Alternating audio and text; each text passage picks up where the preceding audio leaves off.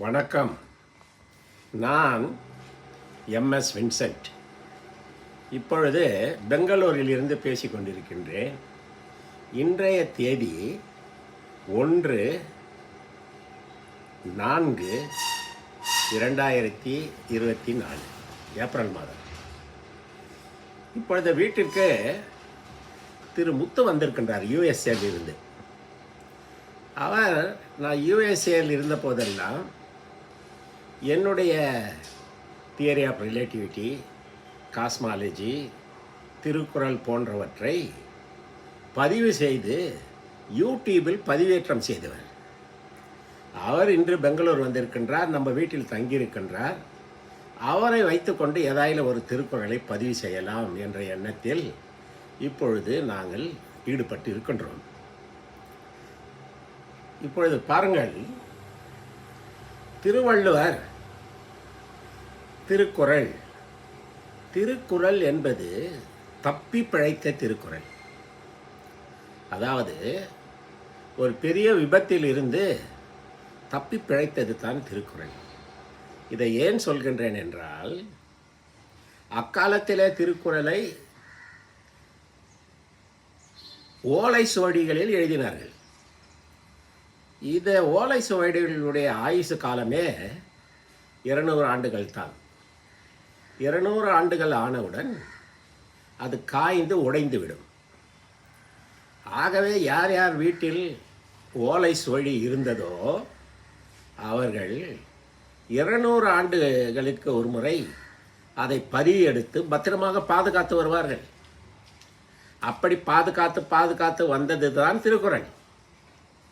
பாதுகாக்க முடியாமல் போய்விட்டது வளையாபதி, குண்டலி பேசி போன்ற இலக்கியங்கள் எல்லாம் போய்விட்டன.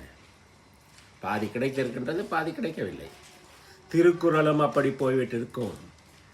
அந்த மகான்கள் யார் படியெடுத்து எழுதி வைத்தார்களோ, யார் அவர்களை பாதுகாத்த திருக்குறளை நம்மிடத்தில் கொண்டு வந்து சேர்த்தார்களோ அவர்களுக்கு நாம் நன்றி கூறுகின்றோம். இந்த வகையில் ஒரு குறிப்பிட்ட ஒரு வெள்ளைக்காரர், ஆங்கில துரை பிரான்சிஸ் இல்லீஸ் ஒயிட் என்பவர் ஒரு ஆங்கில அதிகாரி, சென்னையிலே இருந்தவர். அவர் சென்னையிலே கலெக்டராக இருந்த பொழுது இந்த மின்ட் காசை உற்பத்தி செய்கின்றார்களே, காசு பணம், அந்த காசை உற்பத்தி செய்கின்ற அந்த ஸ்தாபகத்திற்கு பொறுப்பாளராக இருந்தார் மின்ட். அவருக்கு இன்னொரு பழக்கம் உண்டு. எங்கெல்லாம் பழைய ஓலை சுவடிகள் கிடைக்கின்றனவோ அவற்றையெல்லாம் படித்து பார்ப்பது அவருடைய பொழுதுபோக்கு. பல ஓலை சுவடிகளை படித்து பார்த்து கொண்டிருப்பார். அவருடைய சமையல்காரர் கந்தப்பன். அவர் அயோத்திதாசர் பண்டிதர், பெரிய தமிழ் அறிஞர் அயோத்திதாசர் பண்டிதருடைய தாத்தா கந்தப்பன். அவருக்கு சமையல் செய்யக்கூடிய உதவியாளர். அவர் ஒரு முறை சொன்னார், ஐயா, எங்கள் வீட்டில் கூட சில ஓலை சுவடிகள் உண்டு, நான் கொண்டு வந்து உங்களிடம் கொடுக்கட்டுமா என்று கேட்டார். ஐயோ, கொண்டு வாருங்கள் என்று துரை சொல்லி இவர் கொண்டு வந்து அவரிடத்தில் கொடுத்து துரை அதை படித்து பார்த்தார். அப்பா, என்ன இது, எப்படிப்பட்ட இலக்கியம்! தமிழில் இப்படிப்பட்ட இலக்கியம் உலகத்திலே எங்கும் இல்லாத ஒரு இலக்கியம் இது. யார் எழுதியது? இவருக்கு ஆச்சரியம், துரைக்கு ஆச்சரியம். இதையெல்லாம் ஒப்பிட்டு வரிசைப்படுத்தி திருக்குறளை செப்பனிட்டவர் நம்முடைய எல்லீஸ் துரை அவர்கள். அவருடைய பெரும் முயற்சியால் திருக்குறள் காப்பாற்றப்பட்டது. அதன் பயனாக ஞானப்பிரகாசனார் என்ற தஞ்சை ஞானப்பிரகாசனார் அதை அச்சிட்டு அதை வெளியிட்டார். திருக்குறள் முதலில் புத்தகமாக வெளிவந்தது ஞானப்பிரகாசனார்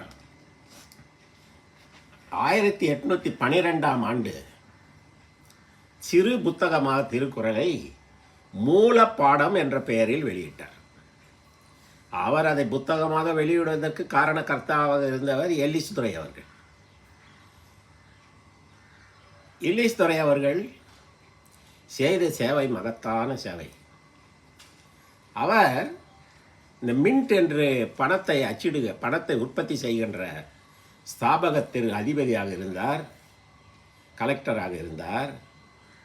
அவர் திருக்குறளின் மேல், திருவள்ளுவர் மேல் இருந்த பெரும் மதிப்பின் காரணமாக திருவள்ளுவருக்கு பொற்காசுகள் வெளியிட்டார், தங்க காசுகள். அந்த தங்க காசிலே திருவள்ளுவருடைய உருவம், திருவள்ளுவருக்கு என்று உருவம் எதுவும் கிடையாது. இவரே ஒரு உருவத்தை கற்பனை செய்து அதை பொதித்து தங்க காசுகளை வெளியிட்டார்.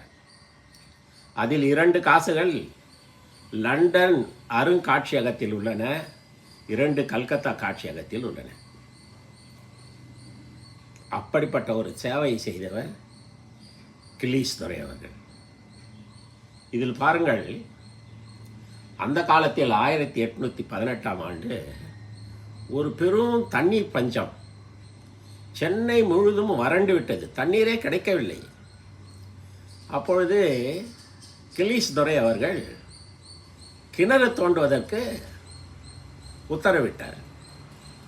ஆங்காங்கு கிணறு தோண்டுங்கள் என்று சொல்லி கிணறு தோண்டினார்கள்.